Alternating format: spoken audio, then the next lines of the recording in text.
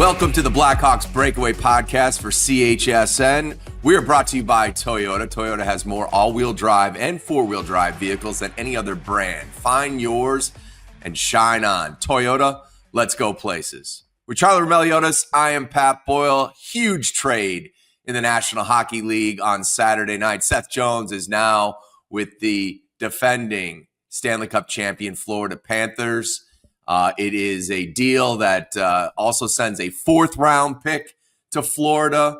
In return, the Blackhawks receive goalie Spencer Knight and a conditional 2026 first-round pick that will likely end up being a 2027 first-round pick. And the Blackhawks will retain 26% of the remaining 5 years on Seth's deal, which is around $2.5 million of Jones' 9.5 AAV. So for the Florida Panthers, Seth is basically a $7 million player. Initial reaction to this deal, Charlie? Yeah, so I think I've been on record over the last week and a half saying I would be surprised if Seth Jones got traded before the March 7th trade deadline, mainly because it's so many moving parts. It's the salary of it all, the $9.5 million over the next 5 years after this season. It's getting the Stanley Cup contenders to want Seth Jones and also to make the money work. And then there's also the return, like what's it going to cost on both ends. And so I figured this was likely going to be more of an offseason type acquisition where teams can actually go 10% above the salary cap, and then they have to get cap compliant by training camp. But let's rewind and kind of contextualize how we got here. So after the Four Nations break, Seth Jones does a one-on-one interview with Ben Pope of the Chicago Sun-Times on a Wednesday, and basically informally, but not officially, requesting a trade, basically saying his agent and Kyle are talking on potentially facilitating a deal. Later that day, Ben publishes the story, and it blows up. Like it's league headlines. It had almost 1 million impressions on Ben's tweet. And so the Hawks had an off day on Thursday, which means the general media wasn't able to talk to Seth Jones about it until Friday. And you were at that practice. I wasn't, because I had to travel with the team afterwards. And it was a large media scrum to Seth Jones. And I thought maybe Seth wasn't sure if this, or maybe Seth didn't realize how significant the story was going to be. And I thought maybe he might walk it back, but he doubled down. Like he doubled, he tripled down. He said, "We're trying to push the needle," right? Was his exact words. That was the exact words. And so I thought, okay, this is clearly something that Seth Jones is trying to angle for before the March 7 trade deadline. Well, fast forward, I think after hearing those comments, I'm like, okay, they're public. This is where it stands. However, I wasn't expecting the Blackhawks to grant Seth Jones's wish. Like, they were only going to move him if it was best for the organization and whenever that time was, whether it's return-wise, what they were getting in the deal, etc. Well, then the Hawks go on the 3-game road trip, and after the Utah game, Seth made some pretty prominent comments about how we're the same team, game 1, game 58. It's been 4 years of losing since I've been here. And I imagine that rubbed people the wrong way inside the organization, mostly the players inside the locker room. But I think the Blackhawks front office probably saw that and said, we probably need to speed this up and get this done before Friday, because we don't want this to become a distraction inside the locker room. And so credit to Kyle Davidson and the Blackhawks management staff for getting a very respectable return under the circumstances of probably wanting to expedite this process. And so the first round pick is great. And I think that's awesome for Chicago. The big X factor for me is the Spencer Knight, because I think we see the crop that the Blackhawks are assembling with the forwards, the defensemen. I think the goaltending organizational depth probably wasn't there yet. And so for them to land a potentially long-term starting goaltender, I think it is massive for the Blackhawks. But yeah, I honestly didn't see this coming before Friday's deadline. And the fact that they got it done 6 days prior to the deadline felt like the Hawks really wanted to move sooner than later. I thought there was a good chance this was going to get done before Friday. And if not, it was going to be done this summer. I do think his comments and the way he went about things after Four Nations break were a catalyst to expedite the process. What I didn't know, and I found out yesterday, was that when Seth said go to a contender, his agent only gave the Blackhawks basically two options to negotiate with. And that was the Dallas Stars, the team where he resides in the offseason in Dallas, his home, and the Florida Panthers. And my understanding is the Dallas Stars were not interested in Seth.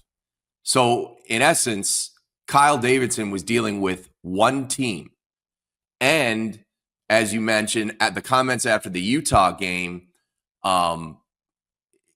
it's my understanding Anders had a sit-down conversation with Seth Jones about how he handled that.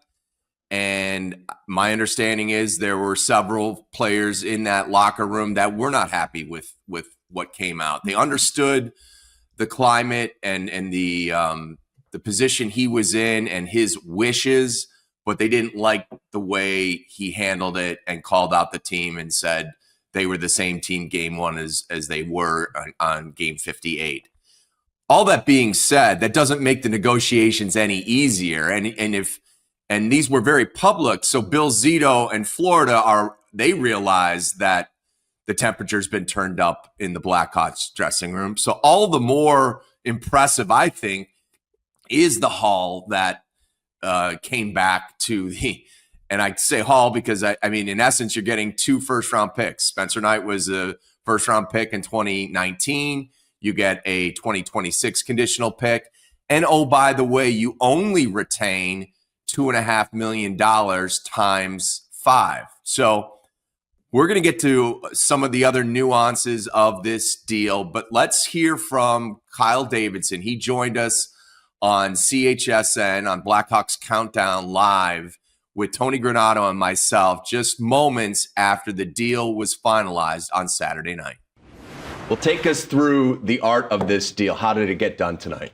Yeah, it was, it's a tough deal to make, right? You know, when you're moving not only a great player like Seth, but a big contract in the NHL is something that's difficult to do, but and you want to make sure you're accomplishing things on your end, and we certainly felt we did that today with acquiring Spencer in a first-round pick. And so overall, no trade's easy, but I think we landed in a great spot for the organization. Yeah, and Seth came out with some comments a couple days ago that were a little bit uncomfortable, I think, for everybody here. Was that something that accelerated this deal a little bit, or did you feel that maybe we should do this a little bit quicker? I think first of all the deadline, deadline spur action, and so we were approaching one of those. But I would assume, and I felt a little bit more urgency. I would say once that became public, you don't want to let that linger and become too much of a discussion point, even though it did to some extent. And so, I would be lying if I said that it didn't push things along a little quicker. Seth said he wanted to go to a contender. Obviously, most contenders are up or near the cap threshold. How challenging was it to move Seth's 9.5 AAV for 5 years remaining on that deal and only retaining $2.5 million of it per?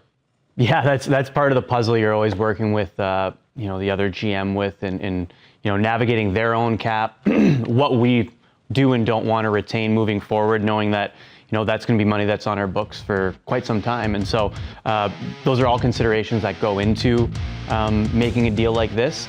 The fact that Spencer had a contract that could alleviate some of the cap pressure on Florida, and it allowed us to keep a little less, I think, on Seth in the end. You acquire former 2019 first-round pick Spencer Knight. He's had an interesting pro career to start things off. What are you getting in Spencer Knight?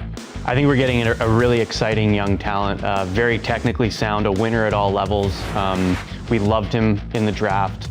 And just has had great success at every place he's been, whether that's in junior at the U.S. program, college at Boston College, and then in the AHL and NHL. He's someone that's met every challenge he's faced and has seemingly thrived at every level. And so, we're really excited about getting a 23-year-old goalie that is just growing in his game, his career, and who has an upside that's pretty incredible. Yeah, and Kyle, the depth that you added at that position is really remarkable, because Spencer Knight is one of the up-and-coming goaltenders, got a chance for a great career. So you got depth at that position. We see that, all of the young defensemen that have such a big impact on the organization already. You got 𝗏𝗀, you got 𝗵𝗀, you got Rinzel, guys that haven't been up this year to fill in soon.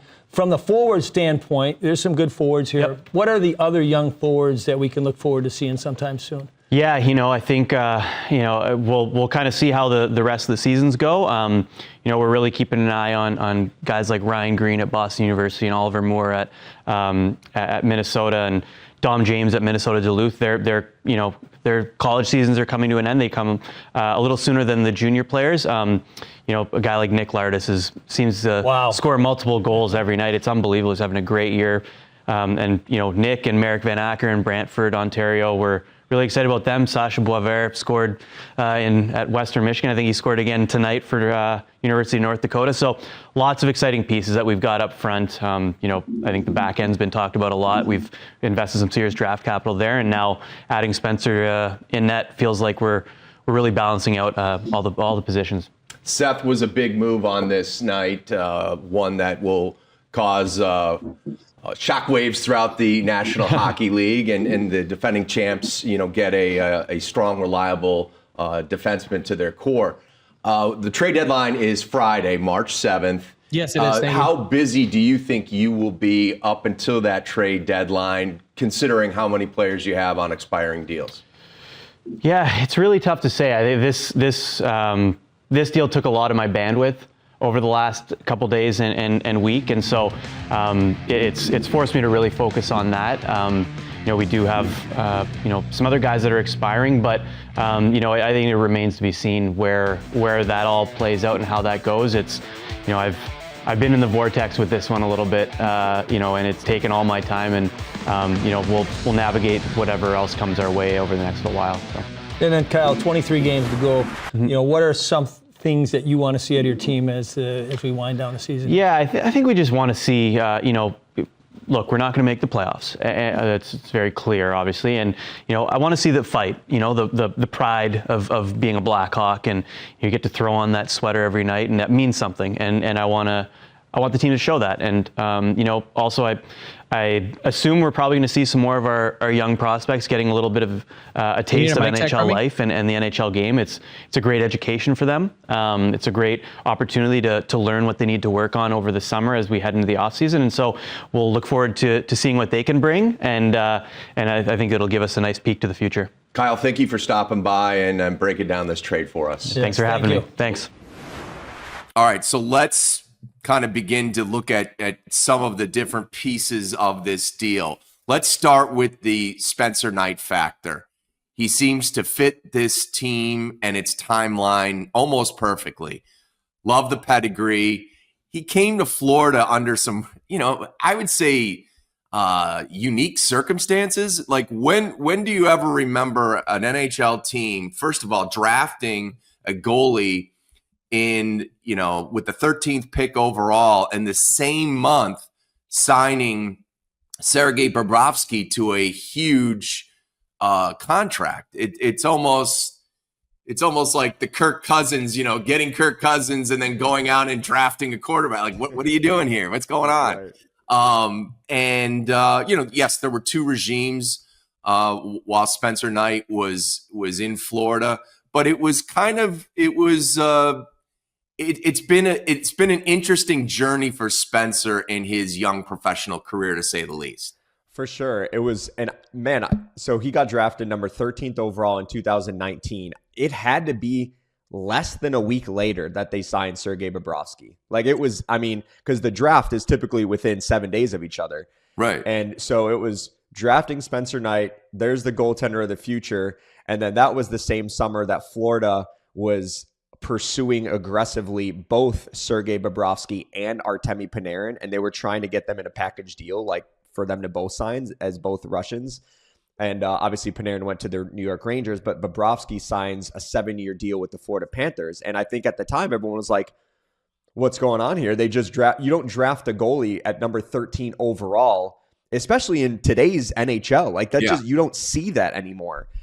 Rare are the days where you get Marc-Andre Fleury with the number 1 overall pick and he just slides into the NHL right away. Yeah, and when you pick him that high, you know, usually goalies take a long time, but when you pick a goalie first round, 13th pick overall, you're kind of earmarking that player for the National Hockey League in the next couple of years. Right, exactly. And so for me, it was weird circumstances that Spencer Knight goes to Florida with, and then couple that with the expectations that come with being the number 13th overall pick, especially as a goaltender. And that's got to be like a heavy burden for a goalie to carry. So now that they sign him early on a deal after his entry level deal. Right. And so like that adds more expectation to the equation. Exactly. And so for me, the Hawks, not even like taking a gamble is the wrong word. It's just like the fact that they have this low risk, high reward ceiling for a goaltender in Spencer Knight. Just a massive acquisition, especially if he is able to hit close to his ceiling. And I think now Knight being out of the shadows of Bobrovsky, out of the shadows of the expectations of being the number 13th overall pick, and he can have a fresh start in Chicago, knowing that they're investing a lot in him, but also there's no real pressure for him because the Hawks do have Arvid Soderblom, and you know that it could be like a potential 1A 1B situation where they all figure it out. But Spencer Knight is the real X factor of this deal, and if he hits, that's a massive piece of Chicago's rebuild that maybe they hadn't envisioned or they weren't planning for prior to the Seth Jones trade. All right, so I think we'd all agree that Arvid Soderblom has been one of the bright surprises of this season, stepping into the backup role and lately outperforming Peter Mrazek. When you look at it, he's going to be a restricted free agent. They plan to keep him in the fold. You've got Laurent Brossoit under contract next year and Peter Mrazek, and obviously now you have Spencer Knight. Which begs the question, you know, this is a log jam on your depth chart at goalie. So, Charlie, look for something to happen this week, a move to be made with a goalie. And because of Brossoit's injury situation and his status, I think that person is Peter Mrazek.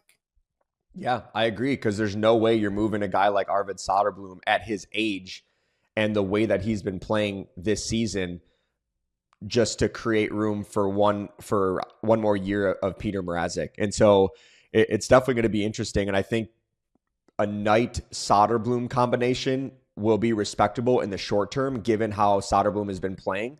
But also it can excite Chicago fans for the future that could be the potential 1A, 1B type situation moving forward. But I agree. If the Hawks aren't able to swing something before Friday, it's going to come to a head in the summer where they're going to have to move a goaltender. But yeah, I think the Hawks are certainly going to look at that market between now and Friday to see if they can kind of rearrange the decks before it even gets to the summer. Yeah, and there's a lot of teams in the hunt that are looking for goalies or upgrades.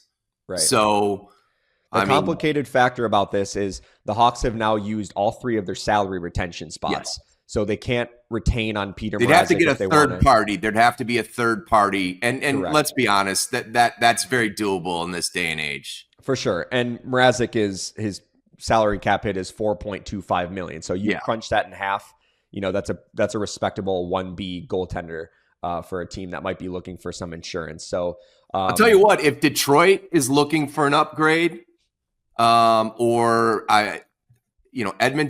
I don't know where do you think Mrazek could land? I know Mrazek has some ties. Obviously, he was drafted in Detroit, but I think his wife is from the Detroit area. Yeah, it would probably be a team that is looking more for an insurance policy rather than like a 1A starter, right? And so you just have to, off the top of my head, I'm trying to think of teams that, again, and you have to fit them into the cap. So if it is a contender that is like right up against it, I'm not sure their primary move is going to be to get a $2 million, like if you cut Mrazek's number in half at $2 million. But yeah, interesting. I will say this, Pat, too. There were when I was watching this deal unfold, there were two components of the deal that I was paying close attention to. And one, it was the return. And so once we got the return part, I think it was Pierre LeBrun ended up tweeting that it was Spencer Knight and a first round pick. So I thought, wow, that's a great return. But then I was bracing for what's the salary retention. And so there are two components of the deal that I wanted to spread out. So I think we can all agree that the Hawks got a great return, right? Yep. The two components of the second part of it, of the salary retention, is the more the Blackhawks retained on Seth Jones's contract, the higher the return they were going to get. So if they retained as much of 50% of Seth Jones's contract, they would have gotten a more significant haul. Right. If they retained closer to the 0% on the other side, it would have been less of a haul, but more of the financial flexibility that Kyle would be creating for himself down the road, especially when the window of contention is going to be opening. And so I think that it was a perfect middle ground of 26% of, so it's like the Hawks were able to get a first, able to get a potential long-term starting goaltender of the future without completely hamstringing them down the road. And we talked about it on previous podcasts, but the way the salary cap is going up over the next several years, we're going to see a $25.5 million jump from this year to 3 years from now in the salary cap. I mean, that's a substantial jump in the salary cap than we've ever seen. And that number, by the way, could go a little bit higher, according to some league people that feel like the $113.5 million could be even higher. And so a part of me feels like the $2.5 million that the Blackhawks are retaining is probably good for them to just get to the salary floor, like what we were talking about. Yeah, correct me if I'm wrong. Are the Blackhawks right now $40 million under the cap for next year? That's a good question. I didn't see what exactly their financial situation is, but I don't think it's going to be too big of a challenge, because I do think the Hawks are going to want to get aggressive. Here's where I will say, Pat, is the downside of trading Seth Jones. When they did, is that's now a right-handed shot defenseman that logs 25 minutes of ice time and could have been a good stopgap option until Artem Levshunov and Sam Rinzel are ready to become full-time NHL players. Because ideally, if Levshunov and Rinzel, both right-handed shots, in a perfect world, they're anchoring your first and second pairing for many years to come. And so now the only right-handed shot defenseman on the current roster is Connor Murphy, who ironically was the name that we thought was going to get moved prior to Friday's deadline as the right-handed shot defenseman. And so the Hawks have to, whether that's before this Friday's deadline, whether Kyle Davidson tries to look at the market and say, let's try to get out ahead of it before free agency when it's a total bidding war, and maybe the Hawks aren't going to be the primary option for some of these free agents, but that has to be a priority for Kyle Davidson and the Blackhawks front office, is to try to find a respectable top four defenseman, preferably right-handed shot, that they can plug, that can be a stopgap until Levshunov and Rinzel are ready to be not just flirting with the NHL, but full-time NHL impactful players. I think the move of Seth Jones solidifies the thought that Connor Murphy's going nowhere. You need to, this is going to put a strain on the D-core from now until the rest of the season. But we saw them answer the bell against Anaheim. I mean, Alex Vlasic slid into that quarterback on power play one very smoothly. I thought he moved the puck well. He had a huge assist on the was it Donato's goal, the power play goal? Yeah. And I thought we saw Wyatt Kaiser, who was called up, played well. AA. I thought Andreas Athanasiou, he goes from playing 16 games in the AHL to Connor Bedard's line. I thought he was very noticeable in that first period. I thought the game on Saturday night was a bunch of players who had struggled and had bounce back efforts, like Lukas Reichel and TJ Brody. So this this trade immediately is going to put a strain on the D core, but it's going to challenge the veterans in Murphy, Martinez, and Brodie, but it's going to give the young star in the making, Alex Hlačić. I thought he played his best hockey this year when Seth Jones was out with that broken foot. And I thought when Seth came back and Alex's minutes were diminished and his role was diminished, I thought he struggled. So, like, maybe this will be the best thing for Alex Hlačić here, the final portion of the season.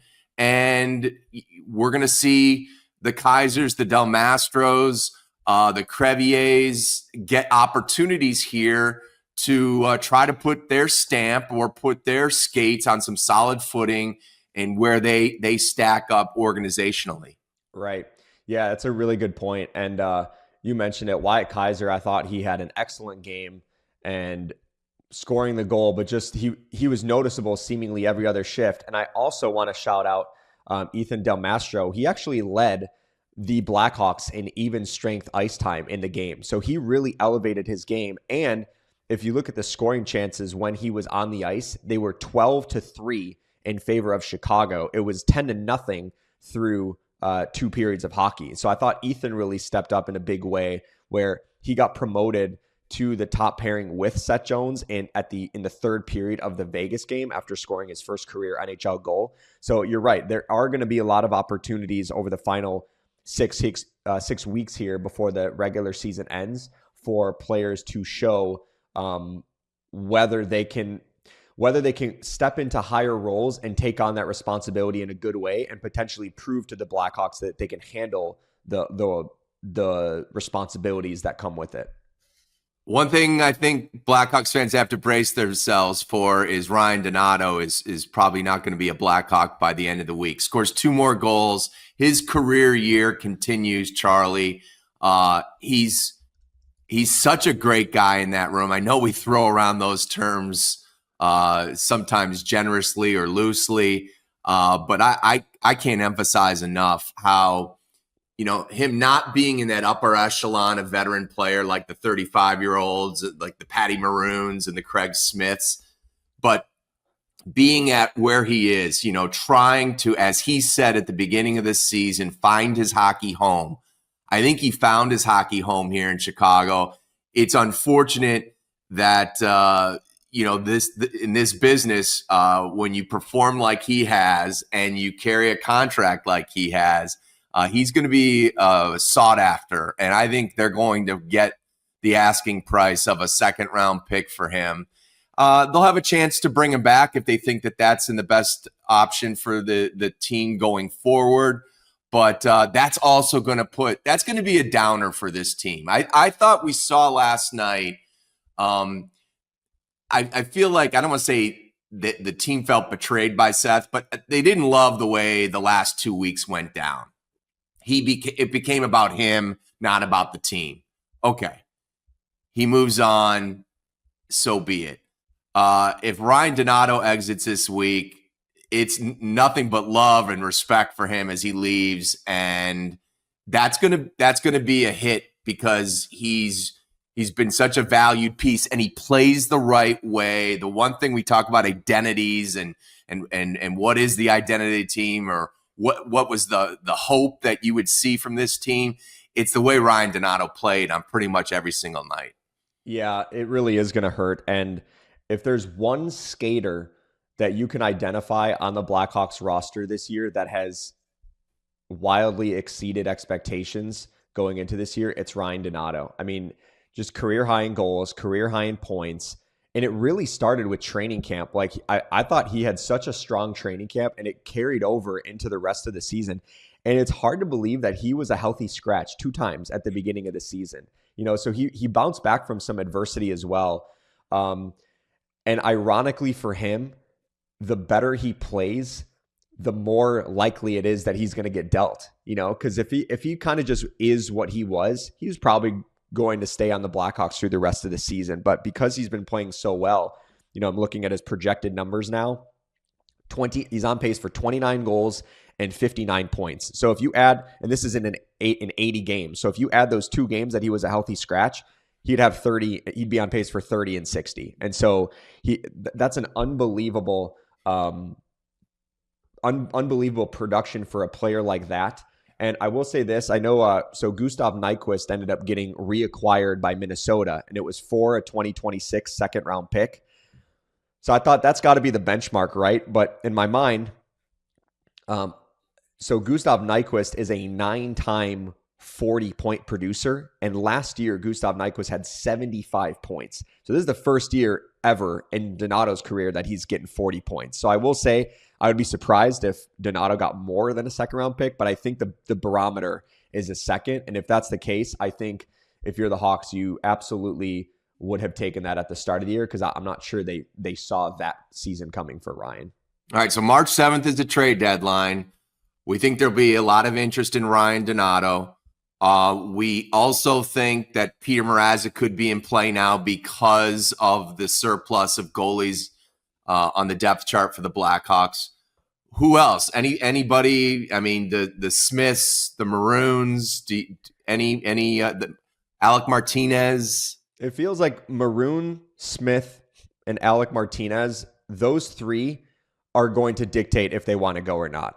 Like if Martinez, I get the impression that Martinez doesn't care to be traded. Like, so if that's the case, because I know he's got a kid on the way, and with Pat Maroon though, if Pat Maroon is thinking this is going to be my last chance, send me back to Tampa so I can have my one last dance with the team that totally cool. But I think those veterans are going to facilitate whether or not, because we're talking about late round picks at that point. And so the Hawks aren't going to move them just to get, a 5th round pick in return. Like they'll do what the veterans want. I will say this, and I'm not saying it for this year or like for before Friday, but the 1st round pick that Chicago did acquire from Florida, whether that turns out to be a 2026 or 2027, I would not be surprised if the motive in wanting to get that 1st round pick for Kyle is to use it as a trade chip. Because I do think at some point the Hawks need to be aggressive and we've seen this, like, again, they were aggressive in Jake Guentzel. They were aggressive in the draft last year of trying to trade up to the spot to presumably draft Ivan Demidov. And so I think Kyle is ready to pull the trigger on some significant deals if it helps them in the long run. And so I would not be surprised if Chicago doesn't see that 1st round pick they got in Florida and it's dangled maybe over the summer or wherever to help them land a bona fide piece. Frank Saravalli, NHL insider, who also broke part of this deal last night for Seth Jones going to Florida. He was on our pregame show on Countdown Live, and he said exactly the same things. This helped weaponize Kyle Davidson to do other things, to bring in pieces that are more NHL ready right now. So look for that. And then he keeps throwing around that this is going to be the summer of the offer sheet. And I've heard other people say that because of the cap going up, that teams are going to be able to hold on to those players and that it may not be the summer of the offer sheet. We will see. But I think we can all agree, considering Kyle Davidson's options, and it sounds like it was 2 teams, with one team, the Dallas Stars, not being interested in Seth Jones. He was dealing with Zito and the Florida Panthers. He got Spencer Knight, a 1st round pick, and only $2.5 million retaining times 5, and he gives up a 4th rounder. I think this is a very promising return for Seth Jones. Yeah, and by the way, the Stars kind of aligned for this to happen because Bill Zito was with the Columbus Blue Jackets organization when Seth Jones was there. And so he has obviously familiarity with Seth. And so it kind of just perfectly aligned where, actually, I saw today before we jumped on this podcast, Florida placed Matthew Tkachuk on LTIR. So it was like this perfect storm of cap space opened up. There's one more. This is the final contract, or this final year of Aaron Ekblad's contract in Florida. So that either means he's not going to re-sign, or Florida's not going to be able to re-sign him, or that means they're not going to be able to re-sign Sam Bennett, whichever the case might be. It perfectly aligned for the Blackhawks and Florida Panthers to get this done when they did get it done. All right, that is going to do it for this edition of the Blackhawks Breakaway Podcast. For Charlie Roumeliotis, I'm Pat Boyle. Thanks for listening and watching, and we will catch you next time.